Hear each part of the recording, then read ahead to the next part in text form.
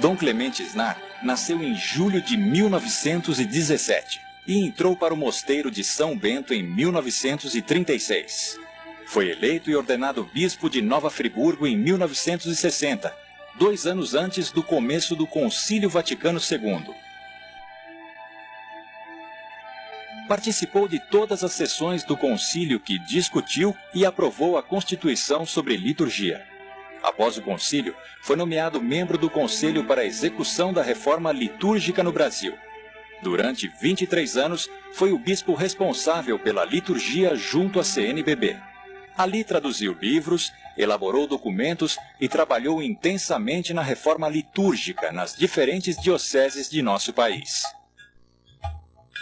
Dom Clemente promoveu a reforma litúrgica no Brasil com muito amor e profundo conhecimento, sempre sob a luz da Constituição sobre Liturgia, documento elaborado no Concílio Vaticano II e que ficou conhecido como Sacrosanctum Concilium.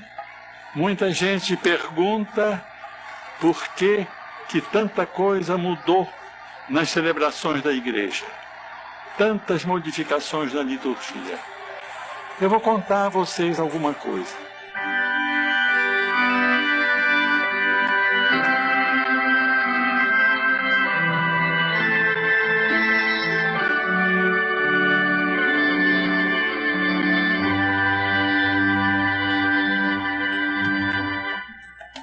É importante relembrar que a liturgia da igreja foi reformada totalmente no Concílio Vaticano II.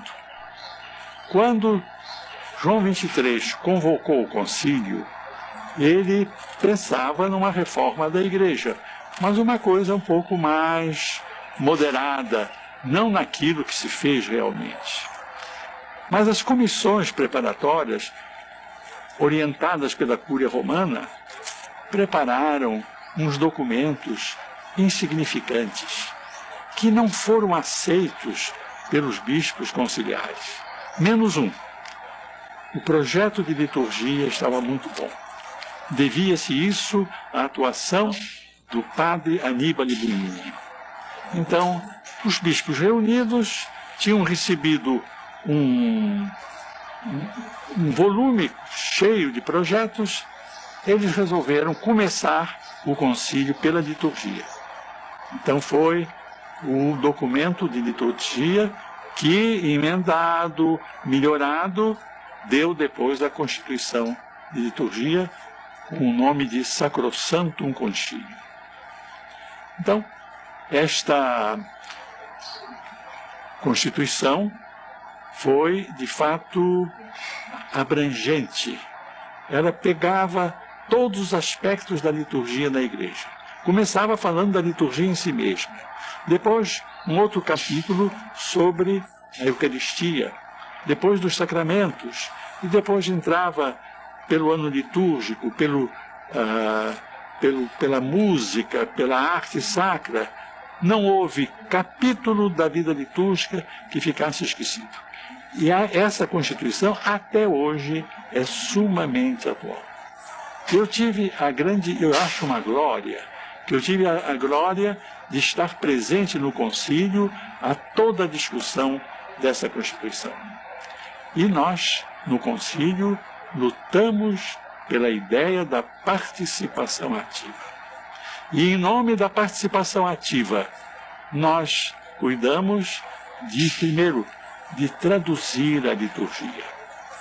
Deixar a língua latina, que de fato é muito bonita, mas eu gosto muito do latim, aprendi bem o latim, mas o povo, como é que o povo ia participar com o latim? Então, nós tivemos a coragem de sacrificar o latim, mas foi difícil, porque havia um grupo de conservadores que defendia o latim a todo custo. E o que fazer? Conseguimos vitórias parciais. É interessante que a liturgia começou a ser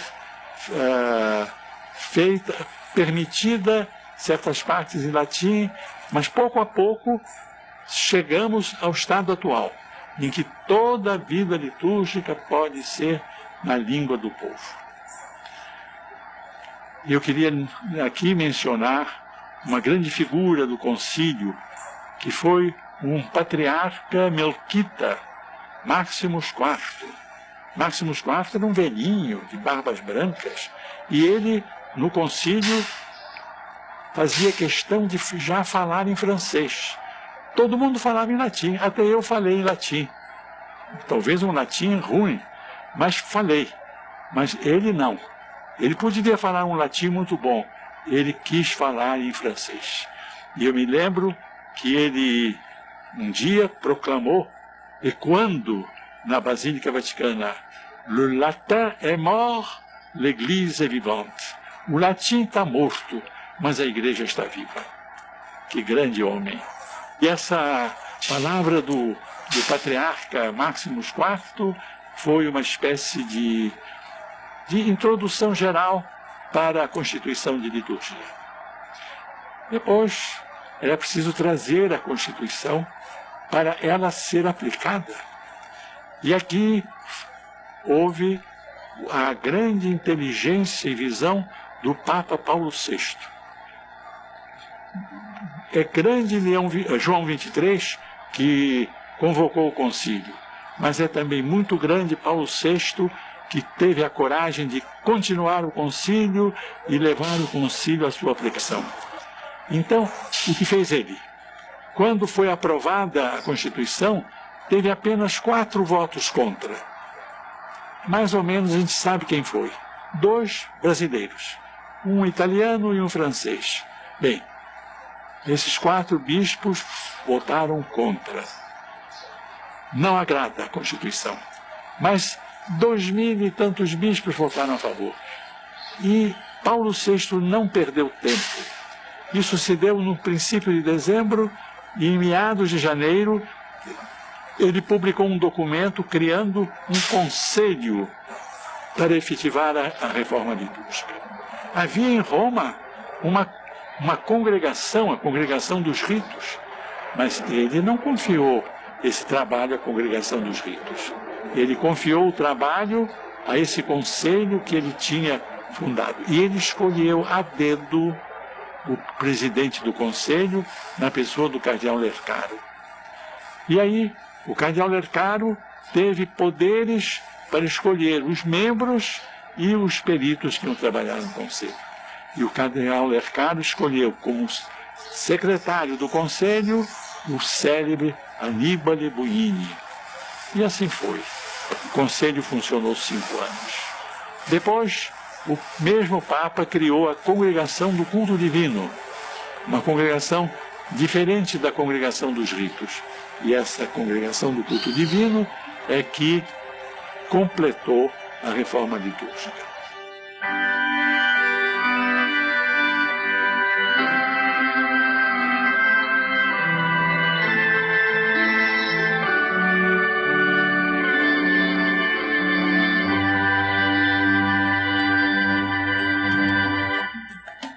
Aprovada a Constituição em Roma, era preciso trazer essa Constituição ao Brasil. Os bispos do Brasil estavam todos em Roma por causa do concílio. Então lá se reuniram e elegeram não só uma nova diretoria para a CNBB, mas também uma direção para a liturgia. E eu fui encarregado da Comissão Nacional de Liturgia. Essa missão que eu recebi, eu partilhei com um grupo de bispos, que eram, a gente chamava, eles eram os tenentes, quer dizer, eram bispos auxiliares, não eram bispos de grande diocese. Era Dom Lamartine, bispo auxiliar de Recife, Dom Miele, bispo auxiliar de Campinas, e Castro Pinto, bispo auxiliar do Rio de Janeiro. Essas pessoas ajudaram muito e foram as responsáveis pela primeira parte da aplicação da liturgia no Brasil. Também foi criado logo no início o Instituto Superior de Pastoral Litúrgica, pela sigla ISPAL. O diretor era um beneditino francês, que depois se afastou, e depois teve vários diretores, entre eles o padre Bush de Campinas. E trabalhou muito lá o padre Malcir Gibim, que eu não nomeei diretor porque era muito moço e talvez um pouco ousado. Então eu deixei ele de lado. Mas e vieram outros. Trabalhou muito naquele tempo o padre Frei Alberto Becoisa, franciscano, que de fato foi um personagem importantíssimo para a reforma litúrgica. E depois vieram outros. O SPAL formou um grupo muito grande de padres vindos de todo o Brasil, e esses padres depois foram espalhando nas suas dioceses, nas suas paróquias, o que tinham aprendido no SPAL. Tratava-se não apenas agora da participação ativa na liturgia, mas tratava também de uma compreensão da liturgia que transformava uma visão de igreja. De fato, a liturgia trouxe aqui no Brasil uma nova visão de igreja. Então, enriqueceu a igreja.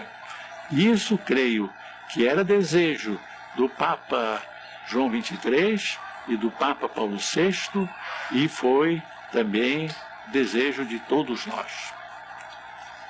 Depois, o trabalho foi se fazendo mais humilde, mais modesto. Foi preciso traduzir todos os documentos que iam sendo aprovados em Roma. Todos os rituais.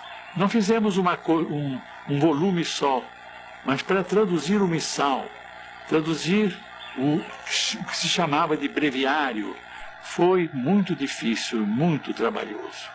E aí não posso deixar de mencionar o padre José Weber, que José Weber foi um perito que se encarregou especialmente da liturgia das horas. E ele é o autor, praticamente, da nova versão dos Salmos, que é muito boa. Eu conheço a liturgia das horas de outros países. A nossa faz competição com qualquer uma. Eu tenho a impressão que supera até a liturgia das horas da França. Não há dúvida que na Europa eles têm peritos mais bem formados e em grande número. Eu me lembro que eu conheci em Roma todos esses peritos durante o trabalho da Congregação do Culto Divina, mas esse trabalho era feito por muitos, franceses, alemães, belgas, holandeses, italianos, espanhóis, né? Mas nós aqui fizemos um trabalho mais modesto, mas muito bom. E eu acho que o Brasil pode se orgulhar do trabalho da tradução dos livros litúrgicos.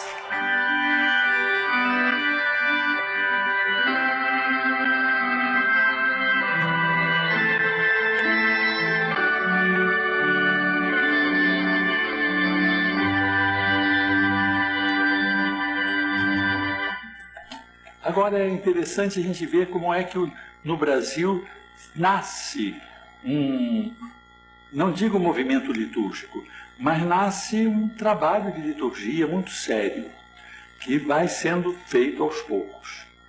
Primeiro, a própria CNBB organizou os Encontros Nacionais de Liturgia. Realizaram-se uns 3 ou 4 em diversos pontos do Brasil. E num desses encontros nacionais se resolveu fazer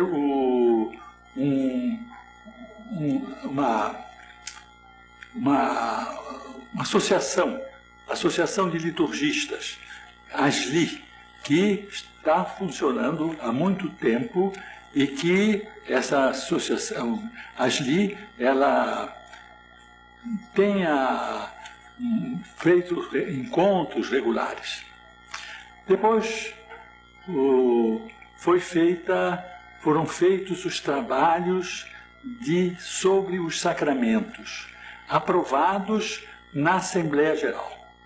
Então, cada vez que as Assembleias Gerais se reuniam, no princípio, havia um documento apresentado pela Comissão de Liturgia, que era aprovado pela Assembleia Geral e que se tornava assim um documento oficial da CNBB.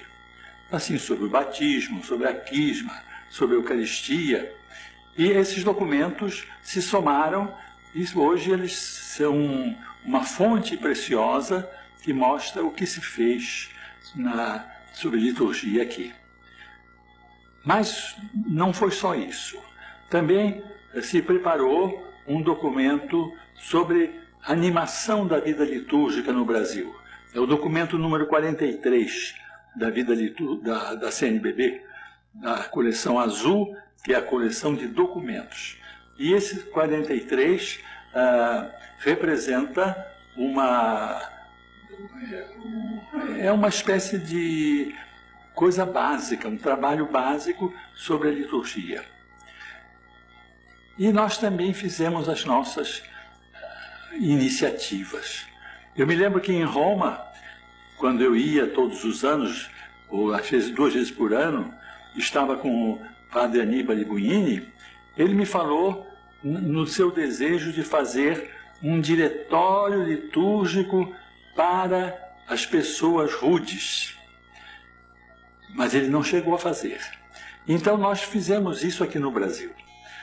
Foi o diretório para missas com grupos populares. Esse diretório não tem nada de errado, não tem nada de muito avançado, foi feito, mas quando ele saiu, infelizmente, o padre Buini não estava mais na direção em Roma da Congregação para o Culto Divino. E o resultado é que os sucessores do padre Buini proibiram o documento. Então nós tivemos de retirar da circulação e já tinha tido várias edições. O melhor é que esse documento está aplicado de alto a baixo em todo o Brasil. E não tem nada de extraordinário, mas é, de fato, um documento proveitoso para a vida litúrgica. A gente, depois, parece que a congregação em Roma se arrependeu do que tinha feito, então nos animou a apresentar de novo com modificações, mas o que eles esperavam era uma coisa tão sem gosto, sem sabor, que nós, na CNBB, achamos melhor não apresentar. E dissemos que não íamos apresentar. E ficou por isso mesmo. Era a pessoa que trabalhou naquele tempo, hoje é cardeal Noé. Ele cuida da Basílica Vaticana. Bem, esse diretório para missas com grupos populares foi o único, digamos assim, ponto em que houve um conflito entre a Comissão de Liturgia do Brasil e a Congregação do Culto Divino em Roma. Depois, nós também publicamos muita coisa. A CNBB publicou. E vieram outros, vamos dizer assim, surgiram outros astros no céu da liturgia. E um deles era o padre Gregório Lutz, que assumiu em São Paulo a direção do Centro de Liturgia, formando liturgistas. Então, a ASLI, a Associação dos Liturgistas, e o Centro de Liturgia, e trabalham em união um com o outro. E eles sempre, digamos assim, com elementos predominantemente de São Paulo, e eles assim fazem a promoção da vida litúrgica no Brasil.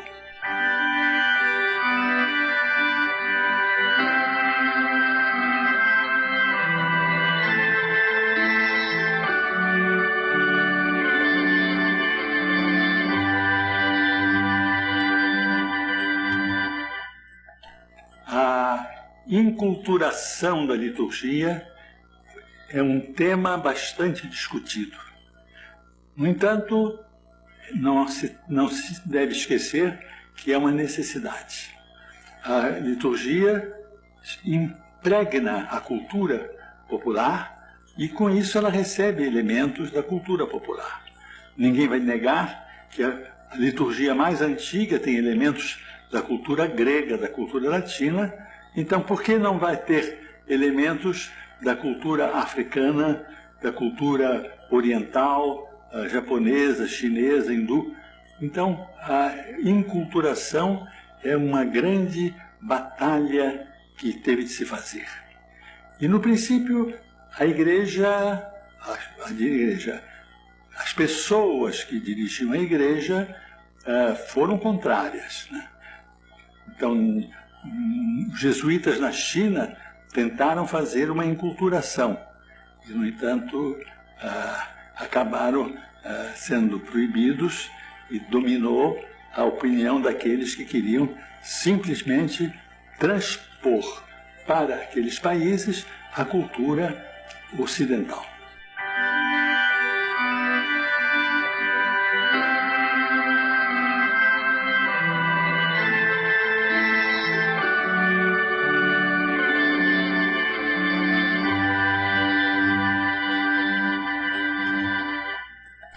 Agora se abre para nós o futuro. Quais as perspectivas? Para onde caminhamos? Porque a liturgia, depois de ser trazida, a Constituição ser trazida para o Brasil, a liturgia também cresceu aqui sob uma forma brasileira. E as perspectivas me parece que são essas. Para manter, nós deveríamos seguir mais de perto os livros litúrgicos. Não num sentido servil, não num sentido rubricístico, mas seguir mais de perto, para ter uma tradição também no trabalho da liturgia. E essa tradição, às vezes, não é tradicionalismo, mas é simplesmente uma coerência com aquilo que vinha dos antepassados. A gente tem de seguir para frente, mas num roteiro, uma rota bem definida. Isso, por outro lado, a liturgia está numa espécie de encruzilhada, porque houve pessoas que não gostaram da Constituição Sacrosantum Concilium, e que combateram, e que surgiu até na Europa um cisma do Monsignor Lefebvre, que se estendeu ao Brasil. No Brasil agora parece que foi extinto, mas eu não acredito que culturalmente não está extinto. E depois essas oposições, né, são oposições de mentalidade. E em Roma, atualmente na Congregação do Culto Divino, o cardeal-prefeito é uma pessoa que segue opiniões, a meu ver, totalmente erradas, né? E ele atrapalha bastante o trabalho da congregação. Felizmente não pode atrapalhar tudo, porque lá dentro tem muitos peritos, muitas pessoas que trabalham bem e que seguem a linha antiga. Mas ele, felizmente, já completou 75 anos, de maneira que eu acho que deverá ser substituído em breve. E então, vocês vejam que a gente está assim, o grande que está em jogo é a renovação conciliar. Né? A renovação conciliar é aquilo que está em jogo. Né? E esperemos que a Igreja tenha a coragem de manter e de desenvolver a linha do Concílio Ecumênico Vaticano II.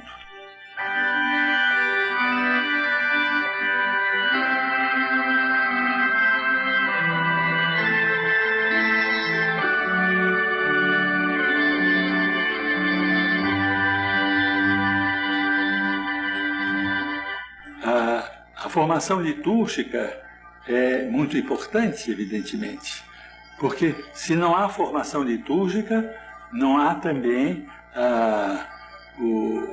vivência litúrgica. Para ter vivência litúrgica precisa haver formação litúrgica.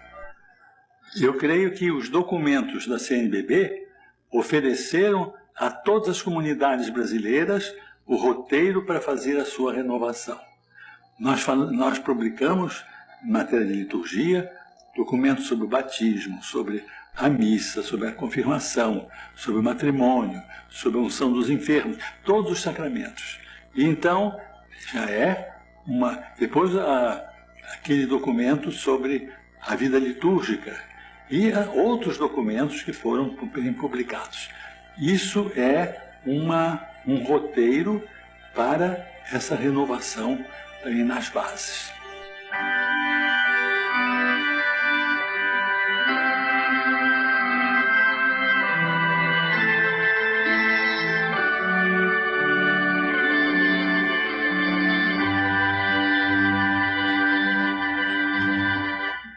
A liturgia é a vida cristã, porque a vida cristã não se distingue da liturgia. A liturgia não é uma perfumaria que vem, digamos assim, dar um bom cheiro à igreja, não.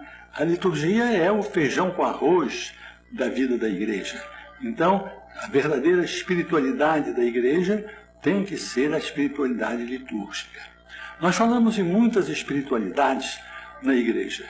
Então, cada um pode depois escolher a sua espiritualidade. Mas a liturgia é, para nós, a espiritualidade da igreja. Eu gostaria de dizer, sejam fiéis à Constituição Sacrosanctum Concilium.